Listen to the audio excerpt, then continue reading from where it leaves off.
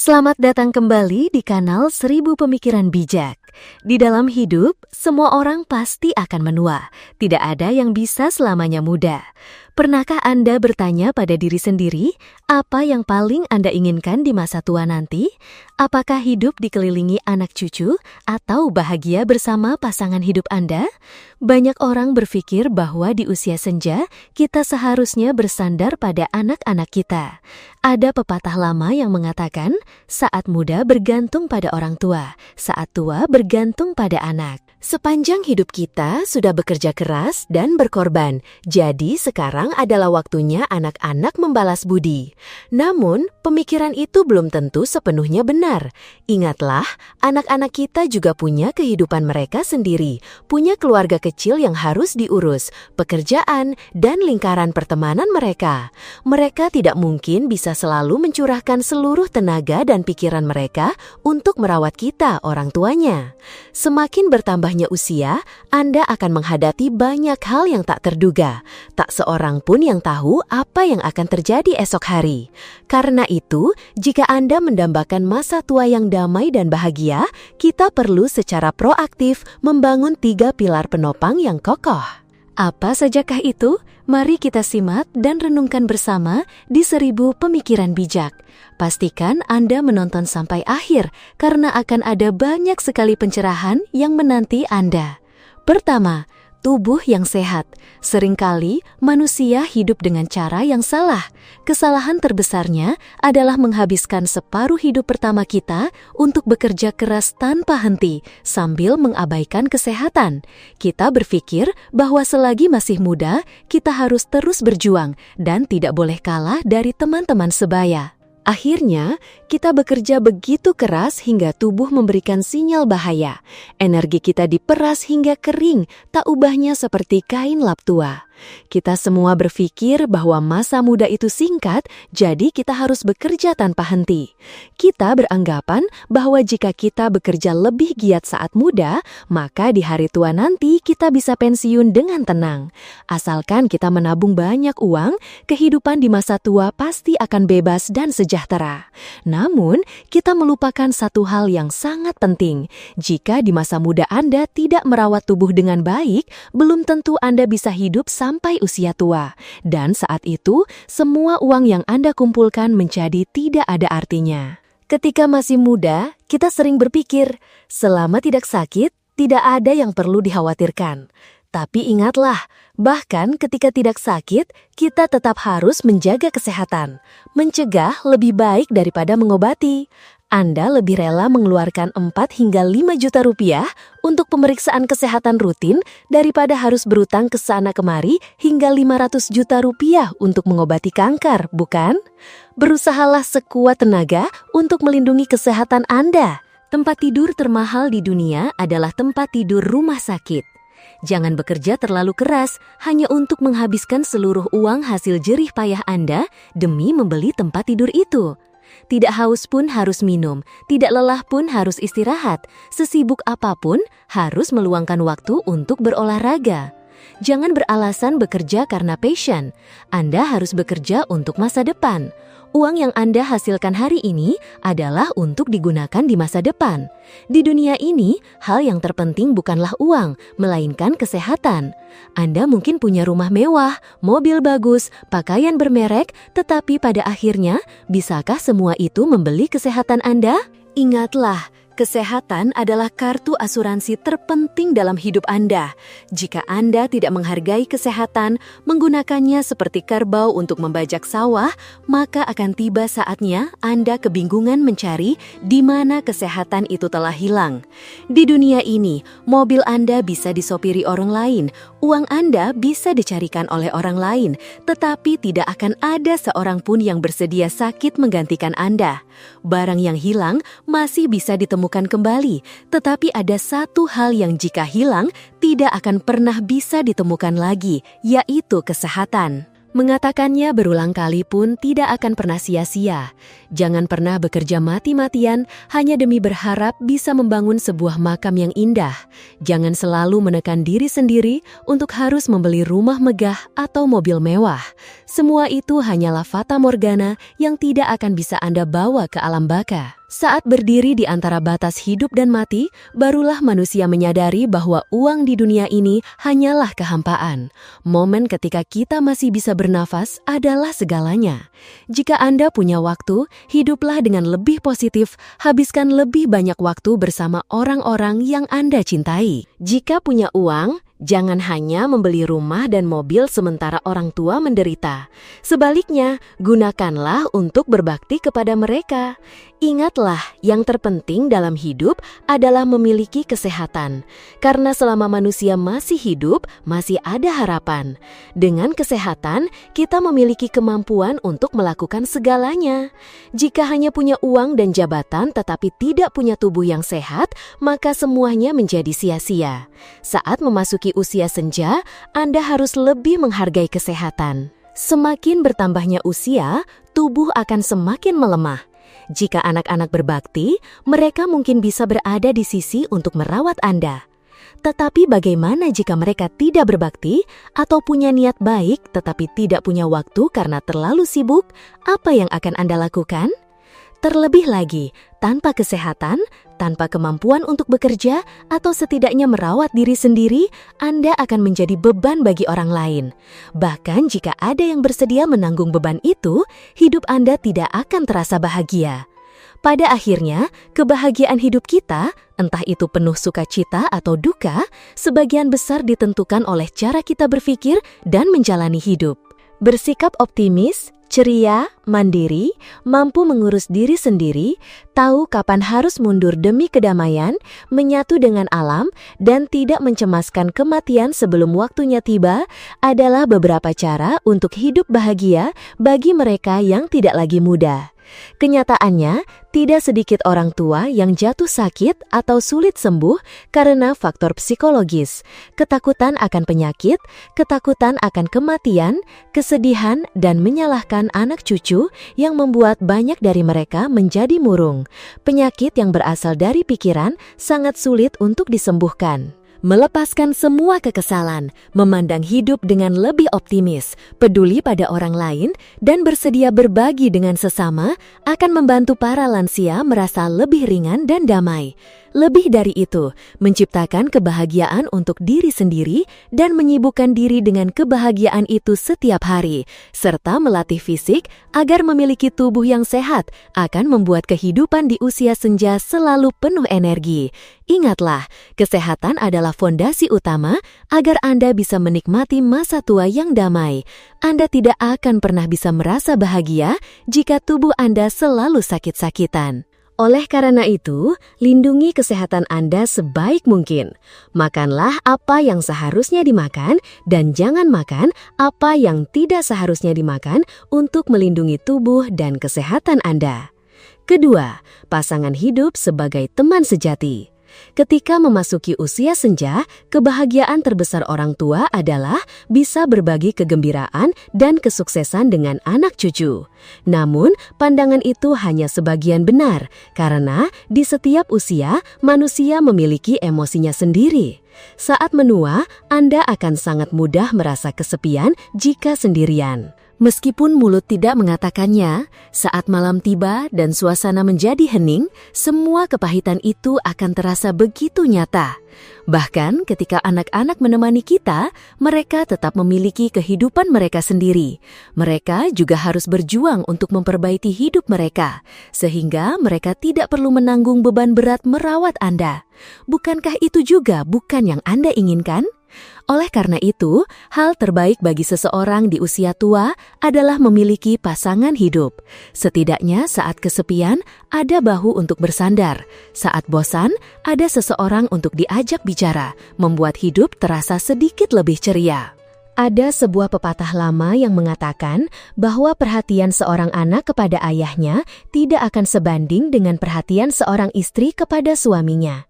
Bagi pasangan suami istri yang bahagia, yang bisa berjalan bersama hingga rambut memutih, pepatah ini sangatlah benar.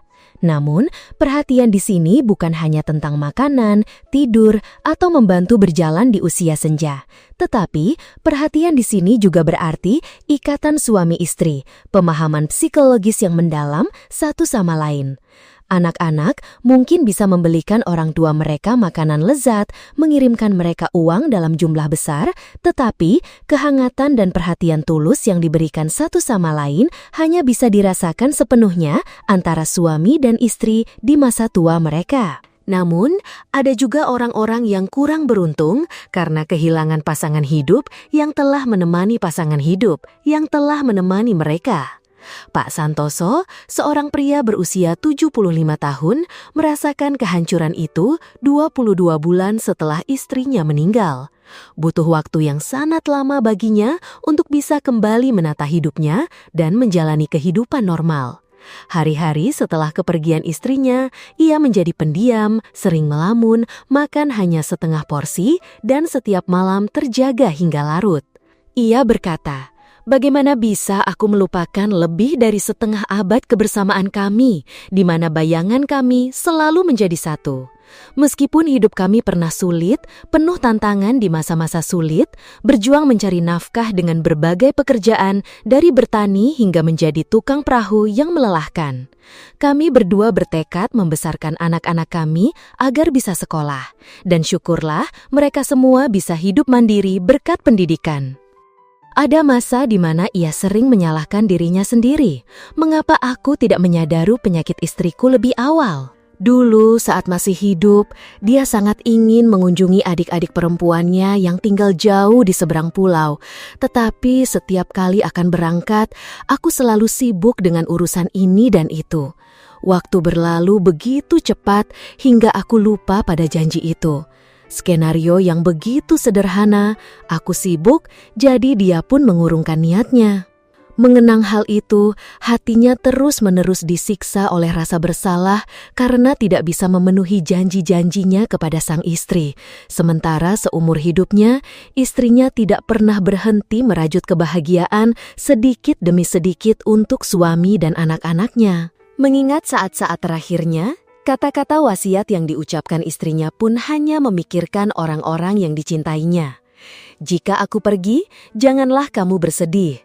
Jaga kesehatanmu dan anak-anak harus saling melindungi dan menyayangi."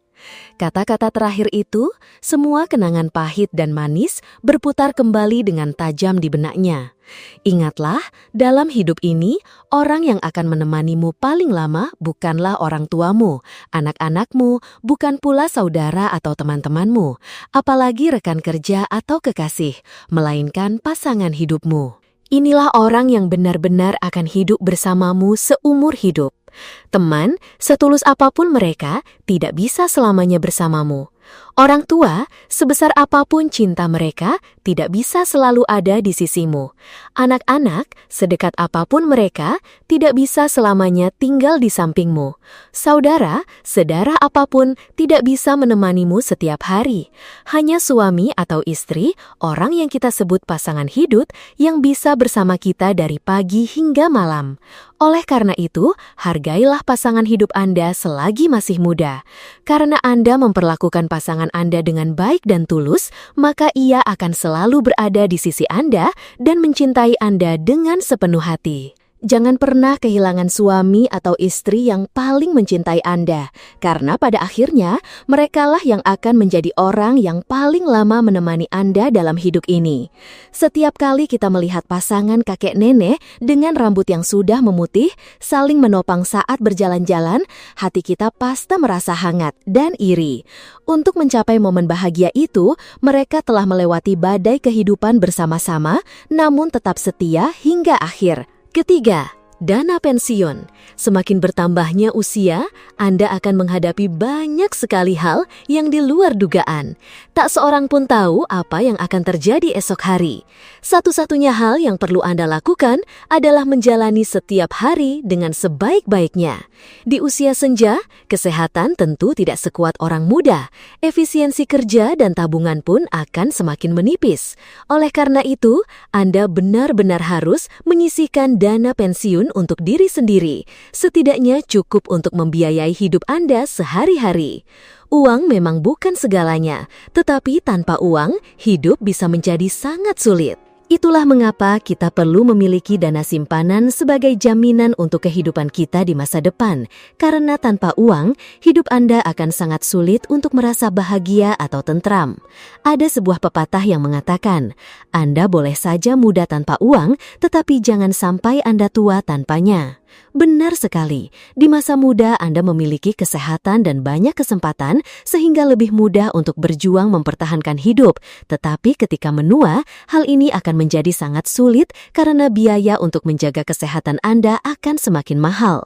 Tentu saja, sebagian lansia memiliki dana pensiun, memiliki uang yang mereka tabung selama masa muda mereka, tetapi tidak semua orang seberuntung itu. Bagi mereka yang tidak memiliki simpanan finansial, ketika mereka menua, tak terhindarkan lagi anak-anak mereka lah yang harus menanggung biaya hidup orang tuanya. Apalagi ketika orang tua sudah sangat lanjut usia, anak-anak mereka juga memasuki usia paruh baya atau bahkan pensiun, kemampuan mereka untuk mencari uang tidak lagi sama seperti dulu yang menyebabkan sumber daya keuangan menjadi terbatas. Oleh karena itu, memiliki dana tabungan untuk hari tua membantu Anda menutupi biaya hidup dan memiliki kondisi untuk merawat kesehatan secara rutin atau membayar biaya medis ketika sakit. Dengan kata lain, memiliki dana pensiun adalah cara untuk memegang kendali atas hidup Anda sendiri tanpa merepotkan, bergantung, atau menjadi beban bagi anak cucu. Banyak orang berkata bahwa membesarkan anak adalah untuk persiapan di hari tua untuk bergantung pada anak. Kenyataannya, tidak selalu seperti itu. Lebih baik Anda menyimpan sejumlah uang untuk diri sendiri karena anak-anak juga memiliki keluarga mereka sendiri sehingga sulit bagi mereka untuk mengurus segalanya dengan sempurna. Banyak sekali lansia saat ini yang tidak memiliki uang pensiun. Biaya hidup mereka hampir sepenuhnya bergantung pada bantuan anak cucu. Mari kita lihat kisah Ibu Siti Aminah yang tinggal di sebuah desa kecil di Jawa Tengah. Tahun ini usianya sudah 91 tahun. Dulu beliau adalah seorang petani, sama seperti banyak wanita di pedesaan yang sepanjang tahun bekerja di sawah. Ketika memasuki usia pensiun, beliau tidak memiliki dana pensiun. Suaminya telah meninggal dunia dan saat ini beliau tinggal seorang diri di samping rumah putra keduanya. Ibu Siti tidak punya pensiun, beliau hanya menerima bantuan sosial untuk lansia sebesar Rp300.000 setiap bulan. Hampir seluruh biaya hidup sehari-harinya bergantung pada anak-anaknya. Anak-anaknya semua sudah menikah dan tinggal di desa yang sama, sehingga mereka sering datang silih berganti.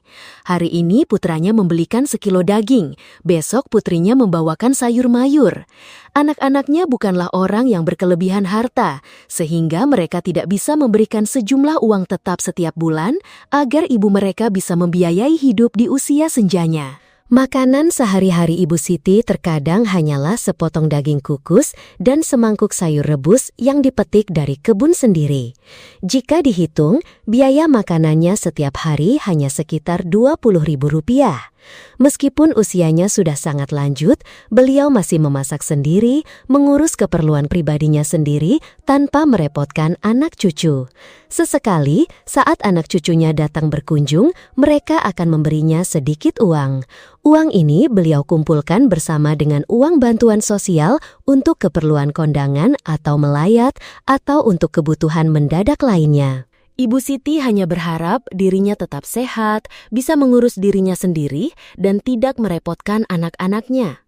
Tanpa uang pensiun, kehidupan lansia sepertinya cukup terbatas. Tetapi untungnya, di desa banyak tersedia buah dan sayur. Dan karena tinggal dekat dengan banyak anaknya, beliau selalu mendapat bantuan setiap hari. Kebutuhan orang tua tidaklah banyak, sehingga pengeluaran bulanannya pun tidak besar, sebagian besar hanya untuk membeli bahan makanan.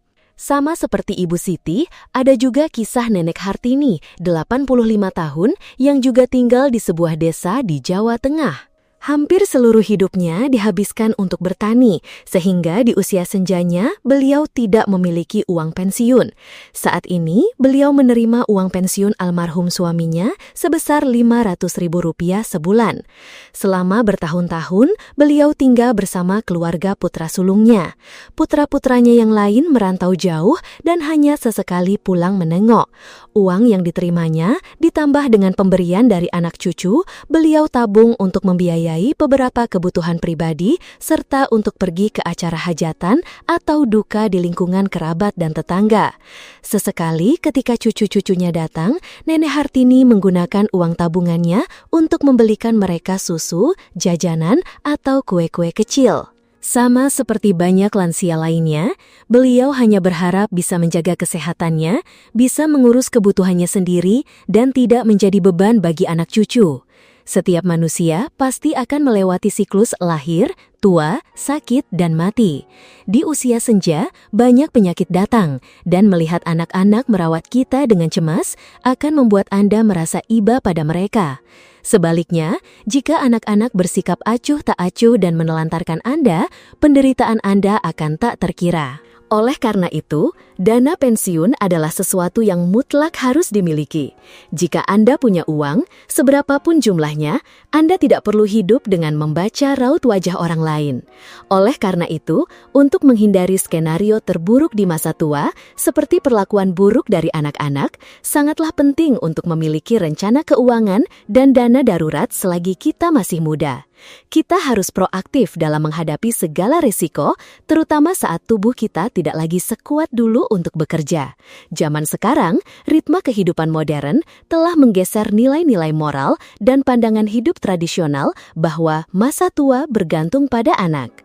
Sayangnya, prinsip ini justru membuat banyak orang tua harus menelan pil pahit. Pepatah lama, muda bergantung pada orang tua, tua bersandar pada anak, sejatinya adalah sebuah ajaran luhur dalam budaya kita, sebuah kebanggaan yang membedakan kita dari budaya barat. Namun, ironisnya, prinsip inilah yang seringkali membuat para orang tua kehilangan segalanya di usia senja.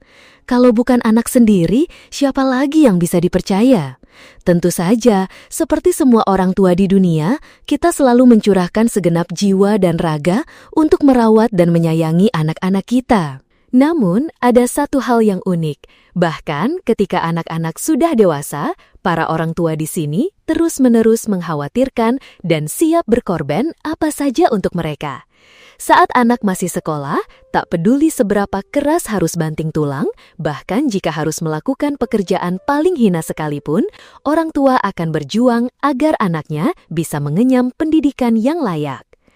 Ketika anak beranjak dewasa, dengan prinsip air mata selalu mengalir ke bawah, para orang tua ini kembali memberikan segalanya untuk anak mereka. Dulu, saat ekonomi masih sulit, orang tua berjuang sekuat tenaga hanya cukup untuk membesarkan anak tanpa bisa menyisihkan untuk diri sendiri.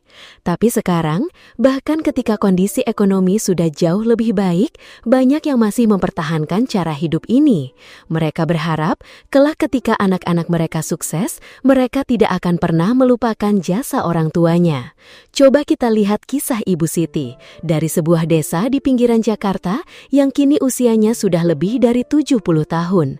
Beberapa tahun lalu, saat daerahnya berkembang pesat, harga tanah tiba-tiba meroket. Mendengar bujukan anak-anaknya, ia pun menjual tanah warisannya. Sebagian besar uangnya ia berikan kepada putra sulungnya untuk membangun rumah yang sangat megah, sebagian lagi ia bagi untuk anak-anak yang lain, dan ia sama sekali tidak menyisakan sedikit pun untuk dirinya sendiri. Beliau berkata, hidup saya tidak akan lama lagi. Kalau tidak untuk anak, untuk siapa lagi? Masa saya sudah berikan segalanya, dia tega meninggalkan saya. Kalau anak sendiri saja tidak bisa dipercaya, lalu siapa lagi? Ibu Siti mengatakan itu dengan keyakinan penuh dan merasa tenang dengan keputusannya. Kisah seperti Ibu Siti ini banyak terjadi di pedesaan, tapi bukan berarti di kota tidak ada. Terkadang di sebuah pasar tradisional di Jakarta, kita bisa melihat seorang nenek renta berusia hampir 80 tahun, tubuhnya ringkih, berjalan tertatih-tatih sambil menjual tusuk gigi. Ia tampak sangat lemah, namun tetap harus gemetaran bersandar pada tongkatnya untuk menjajakan dagangannya. Ketika orang-orang bertanya, nenek itu bercerita bahwa rumahnya sebenarnya di daerah Kebayoran.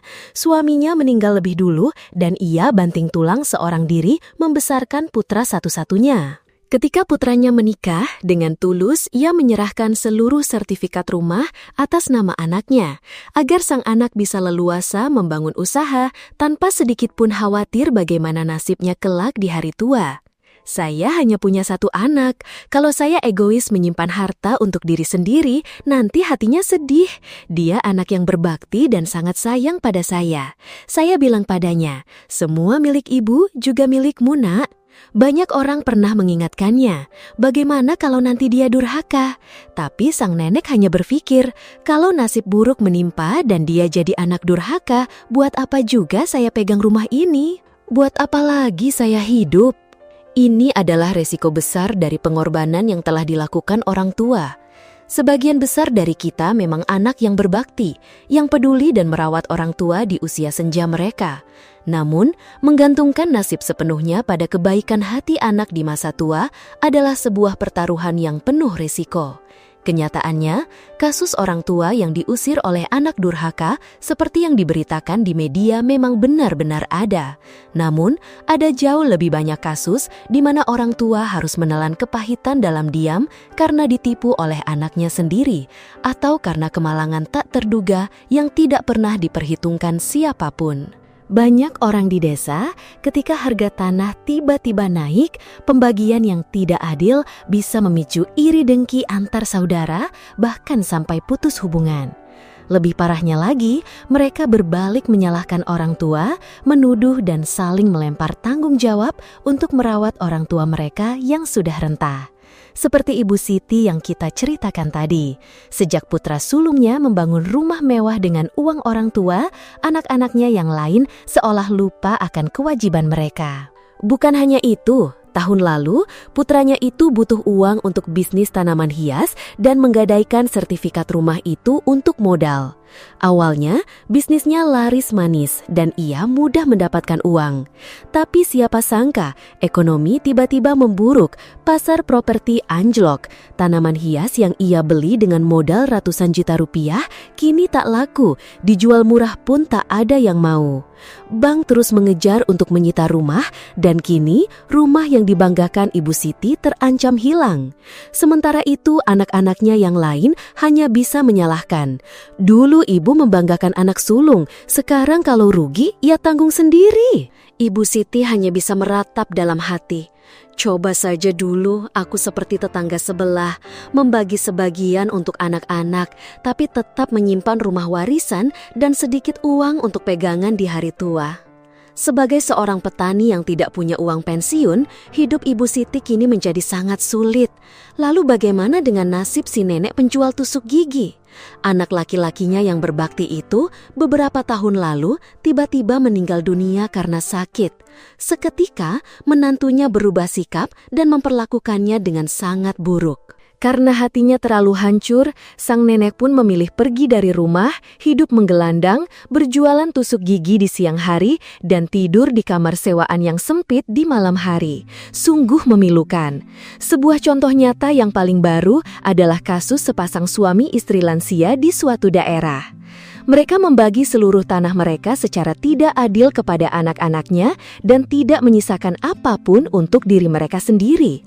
Ketika hubungan menjadi tidak harmonis dan timbul konflik dengan anak-anak, bapak dan ibu itu tidak punya apa-apa lagi, terpaksa harus menumpang hidup di surau desa. Penyebab pastinya dari kejadian ini mungkin hanya mereka yang terlibat yang tahu persis. Tetapi satu hal yang pasti adalah jika sejak awal pasangan lansia itu menyimpan sebagian rumah dan tanah untuk diri mereka sendiri, tidak bergantung sepenuhnya pada anak-anak, maka segalanya tidak akan menjadi setragis ini. Melihat kejadian ini, seorang penonton menulis, "Orang tua selalu berkorban habis-habisan untuk anak. Setelah melihat banyak kejadian serupa, saya memutuskan untuk punya anak sedikit saja. Dulu saya ingin punya banyak anak, tapi nyatanya kita sebagai ibu seperti pembantu bagi mereka. Apa-apa harus ibu." Belum apa-apa, baru punya anak dan sedikit uang, sudah buru-buru beli tanah untuk diwariskan. Semua orang tua memang begitu, tapi sekarang mungkin kita harus berpikir ulang. Di hari tua, kita harus tetap mandiri secara finansial, agar saat sakit pun tidak perlu merepotkan anak-anak. Kalau ada rezeki lebih, carilah panti jompo bintang 5 untuk ditinggali, tidak perlu tinggal dengan anak yang manapun. Sementara itu, orang lain menulis, punya anak sedikit saja, tapi besarkan dengan berkualitas. Ketika mereka dewasa, carikan tempat agar mereka bisa hidup mandiri. Kita sendiri harus tetap punya rumah dan simpanan uang untuk biaya hidup di hari tua. Anak-anak itu seperti titipan. Jika kita berhasil membesarkan anak yang berbakti, itu artinya titipan kita berbuah manis.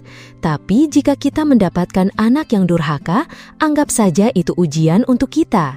Jangan terlalu berharap bahwa anak-anak akan menjadi sandaran di hari tua. Pada umumnya, setelah dewasa, mereka juga akan punya keluarga sendiri dan sibuk dengan perjuangan mereka mencari nafkah. Kesimpulan ini mungkin terdengar pahit, tetapi ini adalah kenyataan yang patut kita renungkan. Dan di bagian selanjutnya dari acara kita hari ini, mari kita simak bersama sebuah kisah yang berjudul Perubahan. Bus antar desa itu berhenti di pertigaan jalan. Jalanan yang dulu penuh debu dan membuat rumah-rumah di pinggirnya selalu kotor setiap kali ada kendaraan lewat, kini sudah diaspal mulus dan mengkilap. Dari dalam bus, seorang bapak tua turun dengan membawa banyak barang bawaan. Setelah bus itu pergi, ia melangkah ke tepi jalan. Bapak itu berusia sekitar 70 tahun, kulitnya putih kemerahan, berpakaian necis dan berkelas, namun aura orang desanya masih kental terasa. Setibanya di tepi jalan, ia berdiri dan menatap pemandangan sekelilingnya dengan tatapan penuh kerinduan. Dari kejauhan, angin sepoi-sepoi khas pedesaan yang sejuk memberinya perasaan damai yang luar biasa. Rasanya ringan, melayang, dan membangkitkan semangat, seperti orang yang sedang jatuh cinta, entah bagaimana menggambarkannya.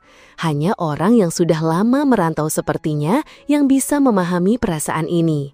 Bapak tua itu tidak langsung pulang.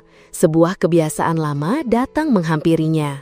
Dengan perlahan, ia mengeluarkan sebatang rokok, menyalakannya, lalu berjalan santai menuju rumahnya, sambil merokok dan menikmati pemandangan di sekitarnya. Seorang tukang ojek datang menghampirinya dan bertanya, "Mau kemana, Pak?"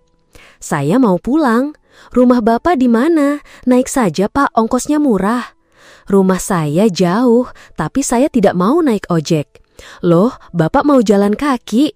"Iya, saya suka." Tukang ojek itu pun pergi.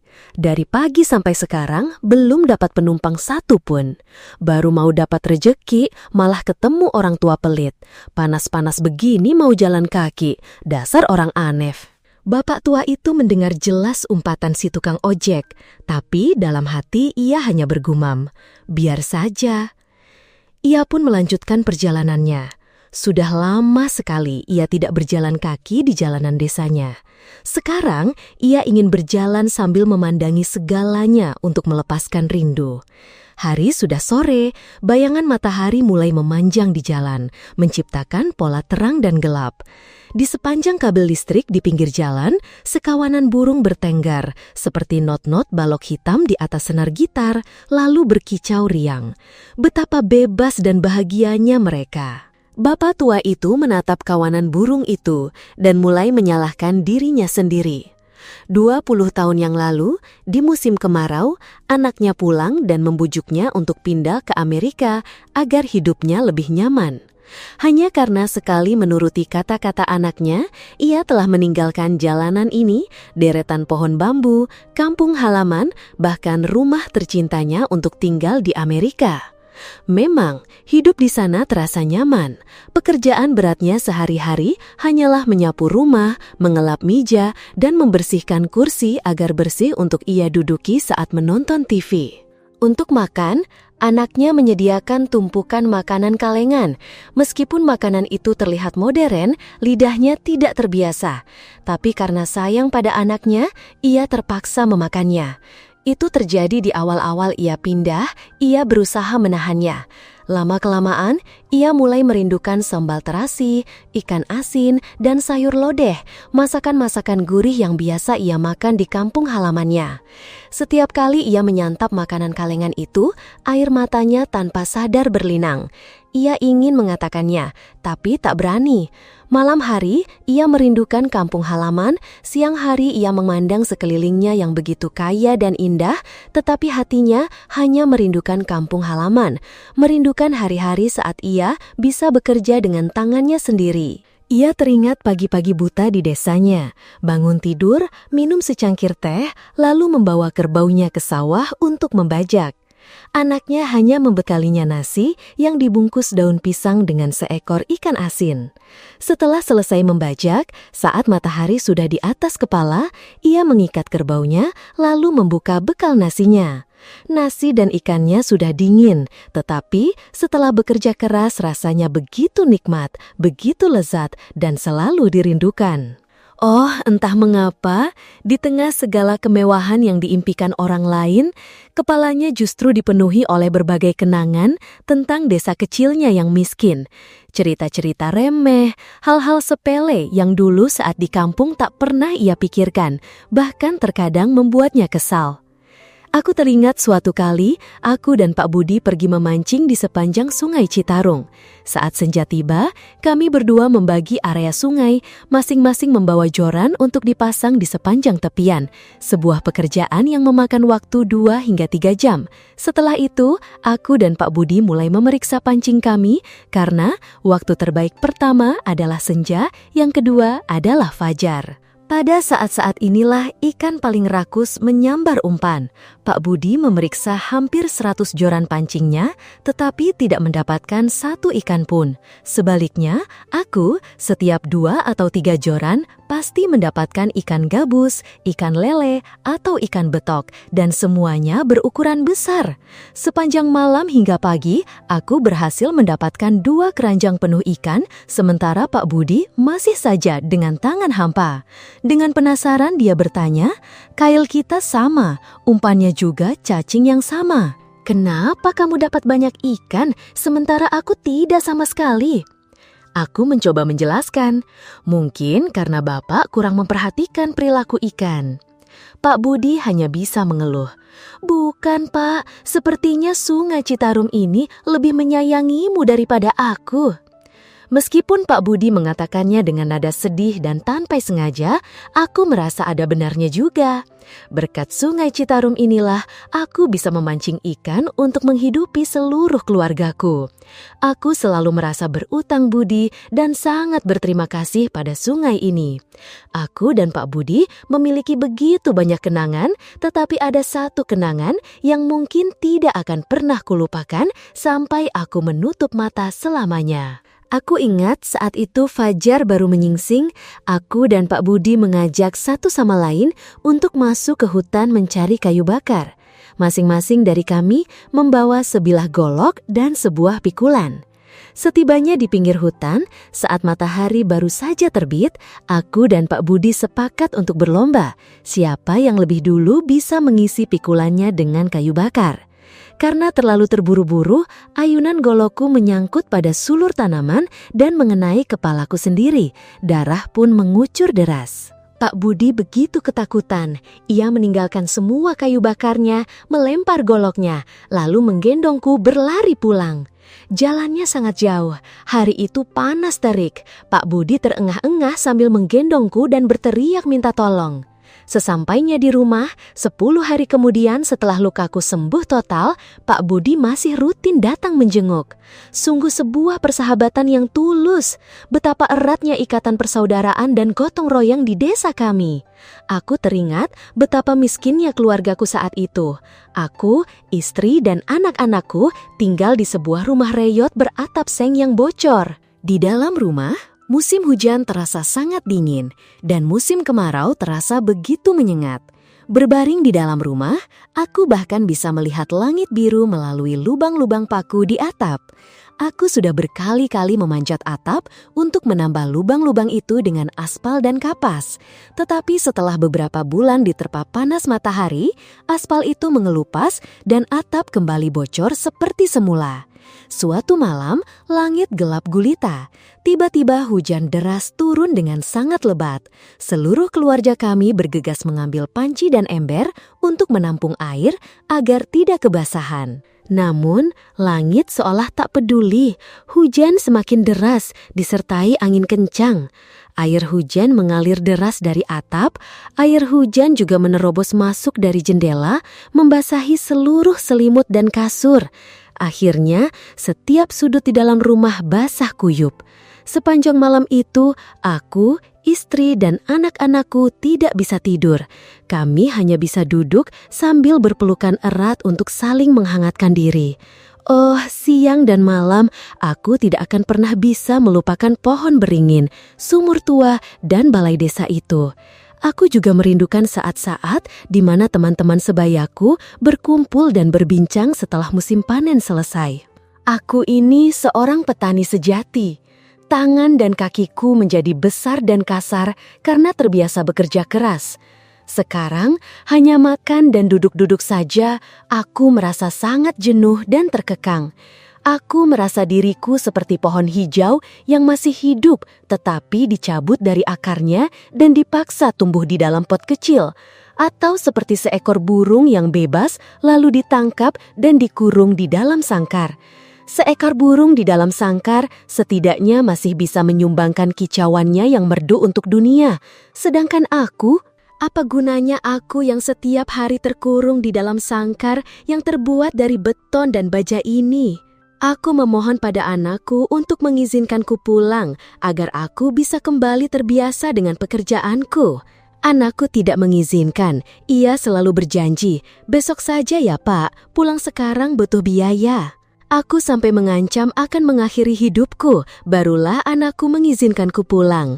Kini, aku akhirnya bisa berjalan di jalanan kampung halamanku lagi, betapa lega dan bahagianya perasaan ini.